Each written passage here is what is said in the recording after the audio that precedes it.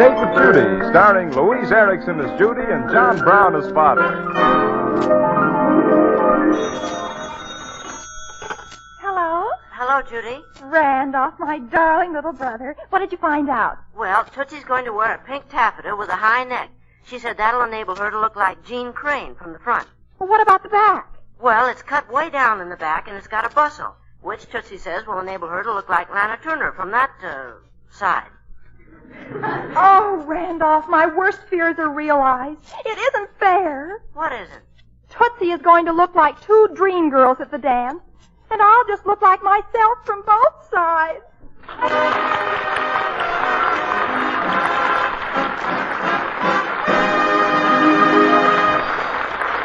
That's Judy, folks. Judy Foster, the lovable teenage girl who is close to all our hearts.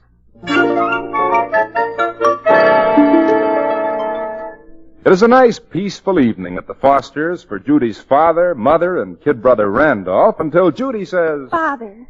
Yes, Judy? I have approached a crisis, and you are the only person who can help me. Oh, really, dear? Yes, Father. I'm facing destiny. Destiny, huh? Yeah, she faces it once a day and twice on Sundays. Randolph. Mother, will you please speak to your younger child? Of course. Good evening, Randolph. Good evening, Mother. Oh, Mother, you never discipline him. Well, what's bothering you, Judy? Well, Father, tomorrow night I am going to be a member of the most intellectual gathering of any gathering I have ever been a member of. You are? Mm-hmm. I'm going to attend the Gregory Hickson lecture. Oh, Gregory Hickson. Who's he? Well, Melvin, don't you know he's the authority on international relations? Oh, yes, of course. International relations. Do you suppose they're worse than our Ashtabula relations? Randolph, really, if that's the best you can do, just don't try. That is the worst joke I have ever heard. It certainly is, Randolph. I didn't even like it when your father told it 12 years ago. Father, I feel I simply cannot go to this lecture without assistance from you. It's so terribly intellectual. I really need your help. Ah. Intellectual, huh? Well, now, Judy, I wouldn't say I was any George Bernard Shaw. I wouldn't say that either. No, but it is true, Judy, that I do try to keep abreast of the times on literature, art, politics, all the important things. I know you do, Father. Oh, yes, indeed. Everybody should keep up on things. None of us should miss going to lectures. Why, when you realize how lucky we all are to have the opportunity of improving our minds. Well, Judy, I'm proud of you for taking such an interest in the worthwhile things. Oh, thank you, Father. Now, what shall I explain to you? Art? Politics? Music? What would you like to discuss first? A red raincoat. A red raincoat? Mm-hmm. It's in the Bontown window, and it's just darling, Father. And it's just the thing to wear to the lecture tomorrow night, in case of rain. Well, it's not going to rain, and that's final. Oh, Father. Well, anyway, Judy, if it does rain, your father can let us out in front of the auditorium, and we'll wait for him in the lobby. Yes, that's right. Wait for me? What lobby? Well, Melvin, Judy just told you. The Gregory Hickson lecture tomorrow night at the Civic Auditorium. I thought it was Judy who was going. What's it got to do with me? Well, I bought tickets for all of us. I assumed, of course, Melvin, that you'd want to go. A man who keeps up on things like you, Father. Oh, I do. But, well, Dora, it might rain. Well, now, Melvin, a little rain wouldn't scare you, would it? How long is the lecture going to last? Well, I don't know. An hour, I guess. Oh, just an hour? Well, then, of course, I'll be glad to go. And then 2 hours for discussion. I wouldn't miss it for 2 hours for discussion? Oh, no. Ho-hum. When you realize how lucky we are to have the opportunity... Never mind, Randy. Dora, when did you say this lecture was? Tomorrow night. Tomorrow night. Oh, tomorrow night. That's Wednesday. The day before Thursday. Oh, Dora, I am sorry, but I'm not going to be able to go after all. Oh, this is a shame. Why not, Melvin? I have a previous engagement. Which he will make as soon as possible. That's not so, Randall. You know, I told you, Dora, we were redecorating the lodge for the Benevolent Order of Bison. Yes? Well, the boys thought they could save the lodge some money if we all got together and did it ourselves, and Wednesday night is the night 4 of us are going to paint. Oh, Melvin, couldn't they get along without you? Dora, Would you want me to shirk my duty? No. It's my obligation. They're counting on me. They need me. Your father needs them. Well, Melvin, if you feel you absolutely have to go. Oh, I do, Dora. I do. I'm really sorry. Now, you and Judy be sure to take very careful notes so you can tell me all about it. I wish I could go, too. Oh, well, cheer up, Melvin. It's such a disappointment. Well, what if you do miss one lecture? I bought season tickets, and there are 9 more in the series you can go to.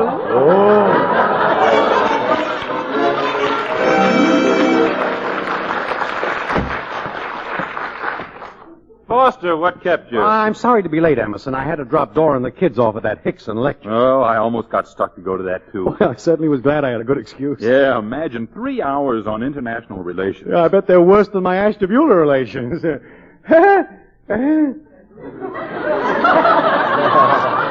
you get it, Emerson? I get it. Oh, you do? Yes. Well, hand me a paintbrush and I'll get to work. Foster, the darndest thing happened tonight. It did? Yeah. Nobody remembered to buy brushes. No kid. And here we all were, and our wives were all at the lecture. We thought it would be so lonesome if we all just went home and sat. Yeah. And we couldn't go back and interrupt the lecture once it started. No, we couldn't do that. So? So, the other boys are waiting for us in the card room. Foster, how did you guess?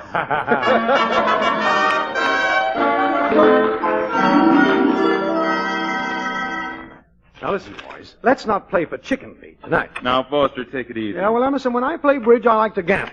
Make it interesting. Now, Whiteman? Yeah, I'm with you. How about you, Peters? You name it. Attaboy. Shall we say, an 80th of a cent?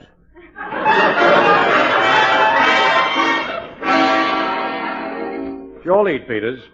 You know, fellas, I've been looking at this place tonight. It's a big room. It might take us a long time to get it repainted. You're right, Foster. How long is the lecture series? 9 weeks. I'd say it would take us about 9 weeks.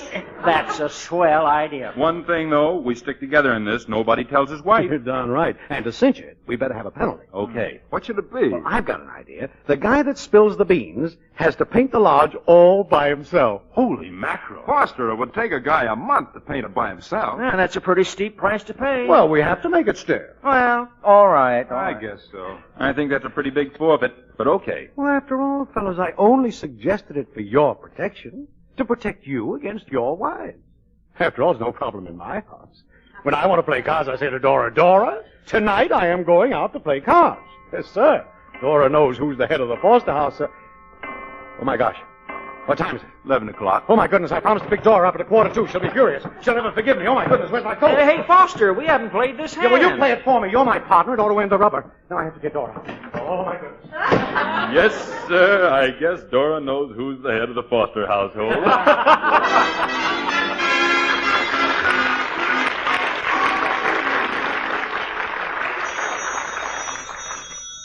Hello? Hello, Foster. This is Whiteman. Oh, Whiteman. Yeah, I was just going to call you. How'd I do last night? Well, Foster, I hate to tell you this. Uh-oh. Bad news. Yep, you paid for the party. I did, huh? What'd I lose? 13 cents. Oh, had me worried there for a while. Pay Emerson. Emerson? Yes, he had the ace, king, queen, 6 times of diamonds. Oh. Yep, we went down 4 tricks on that hand you walked out on. 6 diamonds. Wouldn't you think he'd have bid 'em? Yeah, well, I can see why he kept still. Well, I'll see you next Wednesday. Okay, Foster? Oh, sure. Remember now, mum's the word. Father, are you through with the phone? Judy, how long have you been there? Oh, I just came in this minute. Oh, well, that's fine, Judy, fine. Welcome home. Thank you. I've got to make an important call to Mitzi regarding clothes. Father, Yes, Judy. who's buying diamonds? Diamonds? What diamonds? Well, when I walked in the room, I heard you mention 6 diamonds. And naturally, when a girl hears about diamonds, she can't help but listen. Diamonds are so expensive. They certainly are, Judy. Are you, Father? Am I what? Are you buying the diamonds? Who, me? Mm-hmm. Is it a surprise? Yes, it certainly is. I heard you say mum's the word. I did? I said that? Yes, Father. Judy, all right, I'll tell you, but you mustn't breathe a word of it to anybody. Oh, I won't, Father. You see, we fellas... No. It was this way. Ed Emerson is buying his wife a diamond bracelet for their wedding anniversary. He is? A diamond bracelet? I can't believe it. Neither can I. Oh, but that's wonderful, a diamond bracelet. It's so romantic. It's such an imaginative gift. It certainly is. Now, remember, Judy, not a word of this to anybody. Oh, Father, you know how I am with a secret. Randolph, be honest with me. Do you think I'll ever be a woman of mystery, intrigue, and exoticness? Well, to be honest with you, Judy. Randolph, I've changed my mind. Don't answer that question. Judy, Yes, Mother. I'm going out, dear. Mrs. Emerson called and wants me to drive her to the club. All right, Mother. She let Mr. Emerson take the car today. It's their wedding anniversary. Now, there's a present for you. She hasn't gone to the club in a year. I don't see why she had to pick the day to go. She probably wants to show off her diamond bracelet. Her what? Well, the diamond bracelet Mr. Emerson's giving her for their anniversary present. He is? Yes, Father told me. Only it was a secret. It certainly was. Randall, I wouldn't have said anything about it, except that if today's their anniversary, obviously Mr. Emerson has given it to her already. So, obviously, everybody will know about it anyway. With Mrs. Emerson, obviously. Well, it's all right to tell me, Judy. You know how I am with a secret. Oh, I knew it'd be safe with you, Mother. Come on, Randolph. Where are we going? To my boudoir. I'm going to try on some new eyelashes, and I want you to tell me which length is most alluring. Oh, the things I do for you. I'll just give Mrs. Emerson a ring. Now, if she hasn't got it yet, I won't say a word. All right, Mother. Diamond bracelet. Now, that's what I call a present. My goodness, wait until the girls hear about. Hello, Mrs. Emerson. This is Dora Foster. I just wanted to tell you that I'll pick you up. Oh, Mrs. Emerson, you're crying. Oh, don't say things like that. I'm sure Mr. Emerson hasn't forgotten it's your anniversary. Well, I just happen to know that he's bought something perfectly wonderful for you. Yes, he has. Well, I got it on the best authority. Well, there's a first time for everything, even after 22 years. No, really, Judy heard it from her father, who heard it from Mr. Emerson, and just happened, accidentally, to tell me. Well, all right, but if I tell you, promise not to let on to Mr. Emerson that you know until he gives it to you. All right? It's a diamond bracelet. What do you think of that, Mrs. Emerson? Mrs. Emerson? Oh, good heavens, I think she's fainted.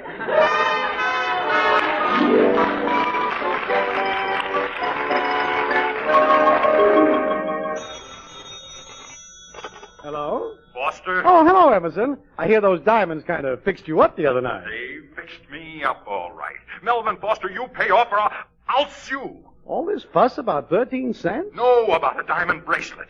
Huh? You told Judy I was buying my wife a diamond bracelet. I told you. Oh, that. Oh, Emerson, that was just a little joke. Ha ha. Ha yourself. Well, I had to tell Judy something. See, she came in while I was talking to Whiteman about your diamond hat. Now, if I told her the truth, think what would have happened. Think what has happened. Now my wife expects a diamond bracelet. And as long as you were so generous with my money, you can just go right out and buy her one. Oh, now, Emerson, don't be ridiculous. I can't afford a diamond bracelet. Okay, then. If that's the way you feel about it, you can paint the lodge. Huh? Yes, sir, you can paint it. All by yourself, too. That was the deal. Well, I can't take time off from my business to paint the lodge. Oh, now, look, explain to Mrs. Emerson. Tell her how Judy makes things up. Tell her it was all a mistake. Tell her... You tell her. I dare you. All right, I will. I'm not afraid of her. I'll just go right up and I'll say, Mrs. Emerson. I'll say, Mrs. Emerson. Yes, Emerson. Foster, go on. How much does a diamond bracelet cost?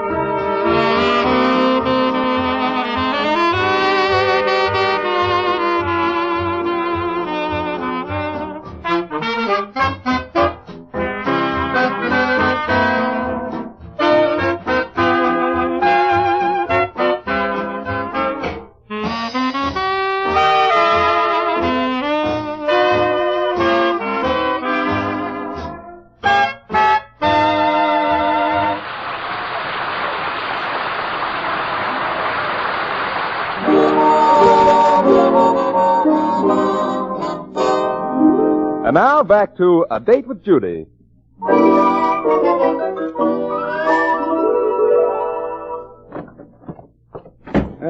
Hello, Mr. Osgood. Mr. Foster, what can I do for you? I came in to see about a diamond bracelet. A diamond bracelet, Mr. Foster? Something sort of distinctive, but modest. I have just the thing for you. It's beautiful, custom-made, exquisite. That sounds fine. And seeing that it's for you, Mr. Foster, I'll let you have it at half price. Well, that sounds good. Here it is, right here. Say. And to you, the price is... Yes. $5,000. Well, What? A special bargain to you. Yes. I'll tell you, Osgood, I never believe in taking advantage of anybody. I don't feel I should accept the sacrifice. Oh, now, Foster... show me something else. Something not quite so beautiful. Foster, I've shown you everything I've got in the store. I know. Now, this here is the only bracelet I have in which I could set just one diamond. Well, all right, I'll take it. Fine. Oh, say, I just happened to think. Guess what? You won't have to use one of your diamonds. I won't? No, I just remembered I've got a perfectly beautiful diamond chip in an old stick ring. Diamond chip? Yes, sir, you can put that in. It'll look positively distinctive. Unique. Don't you think? Don't worry, Mr. Foster. There isn't a doubt in my mind that this diamond bracelet will be the only one of its kind in the whole history of diamond bracelets.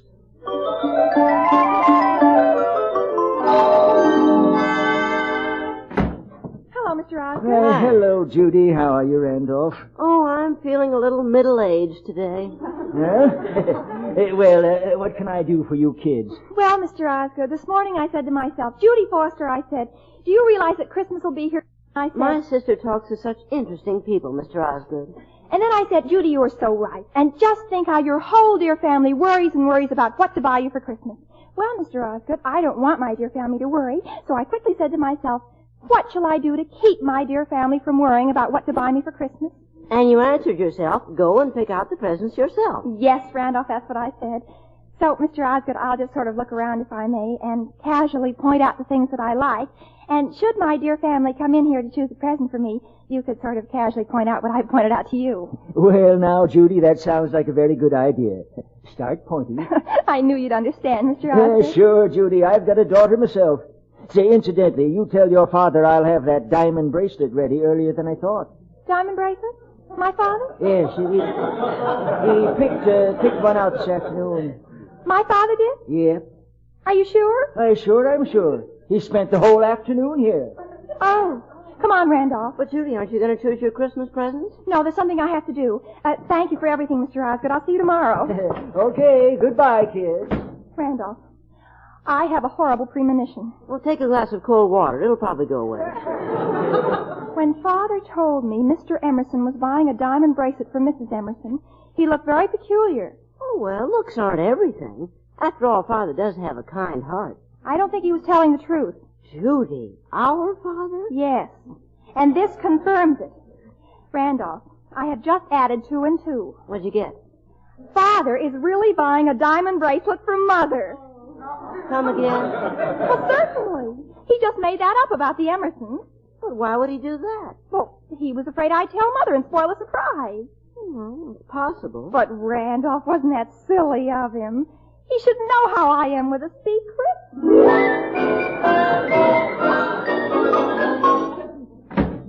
Hello, Mother. Hi. Hello, children. Judy, Mrs. Emerson's never been so excited about anything in her life as she is about her diamond bracelet. She got it? No, but she's going to.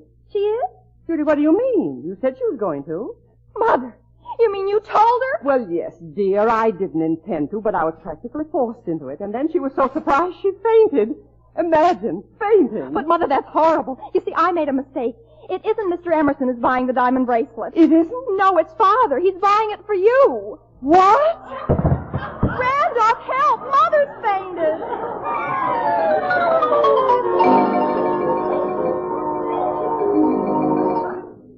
But, Judy, where would your father get the money for a diamond bracelet? Maybe he sold his stamp collection. Oh, Well, Mr. Osgood said Father bought a diamond bracelet. And who else would he buy a diamond bracelet for whom? Yes, who else for whom? well, I still don't believe it. I don't know where you get your ideas, Judy, but this is ridiculous. I'm not going to give it another thought. All right, Mother. Judy, Yes, Mother? do you suppose I could still get into my black lace dress? Black lace just seems to go so beautifully with diamonds.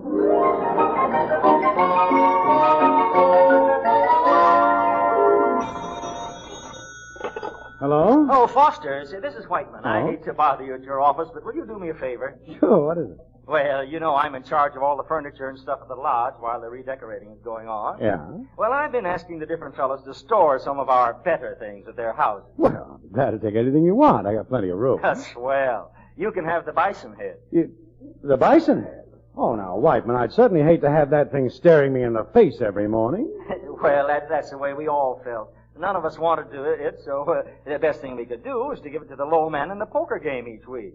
Oh, now, Whiteman. Now, Melvin, it's for the Oh, lodge. I know, but... It's our emblem. Yes, but... You should be proud to keep it, just as a matter of sentiment. Yeah, well, maybe it'll come in handy if there's another meat shortage. Okay, Whiteman, I'll take it. Thanks a lot, Melvin. I sure appreciate it. I sent it over to your house a little while ago.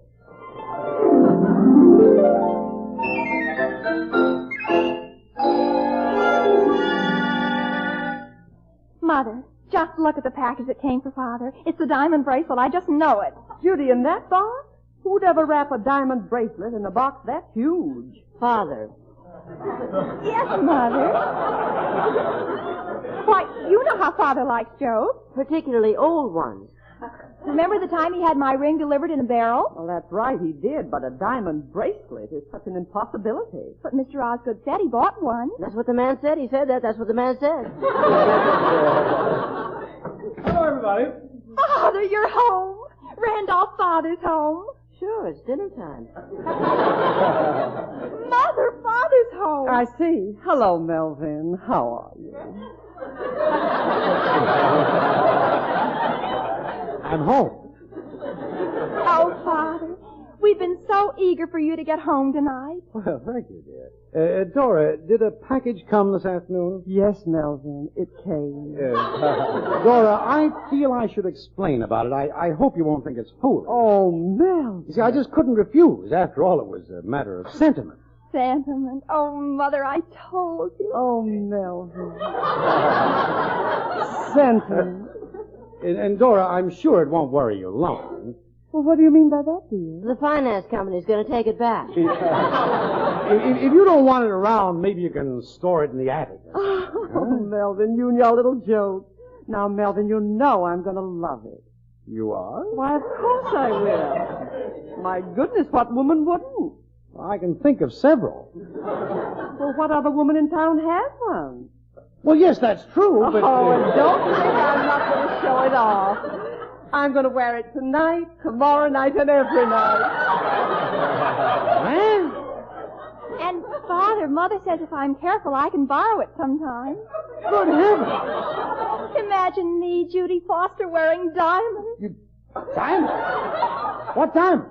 The diamonds in the package that came this afternoon. Diamond? That's a bison head. For a bracelet? No, for the mantle. It belongs to the lodge, and I have to keep it until, for a little while. Oh, Judy, and you thought it was a diamond bracelet. A diamond bracelet? But, Mother, I really... Oh, Judy, how your imagination does run away with you.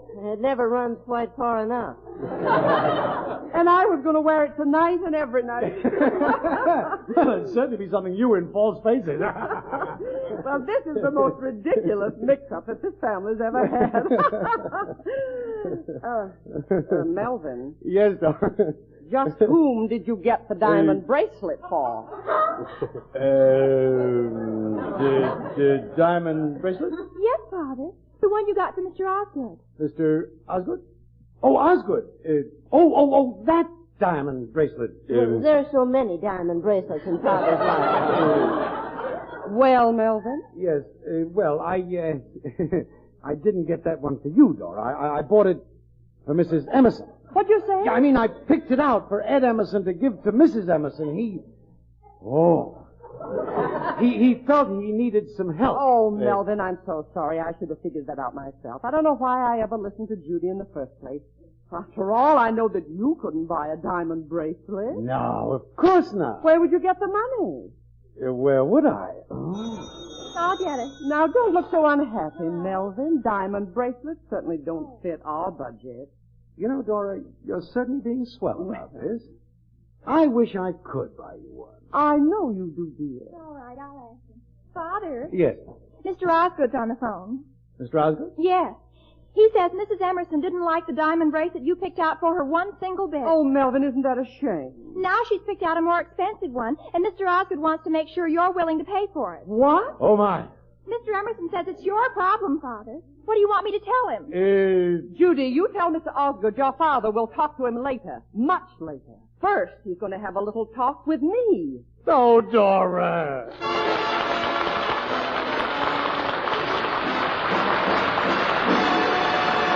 We'll hear more.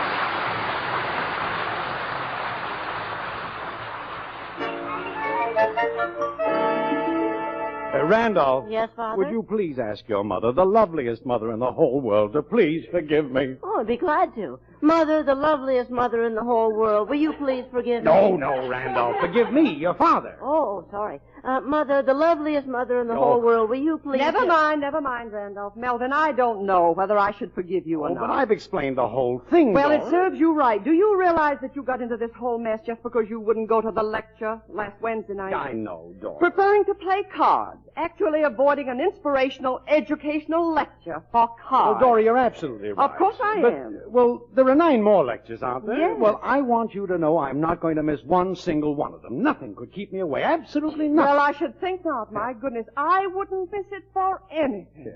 Why, that Mr. Hickson is the most interesting man I've ever listened to. I learned so much. Why, I just can't wait until next Wednesday. Mother, Yes, dear? I forgot to tell you, Mrs. Whiteman called. She wants to know if you can come to her hen party next Wednesday night. Oh, I'd love to. I'll call her right back. But Dora, Wednesday night, what about the lecture? Oh, Melvin, you can't expect me to give up a hen party for an old lecture, can you? Oh, for the love of...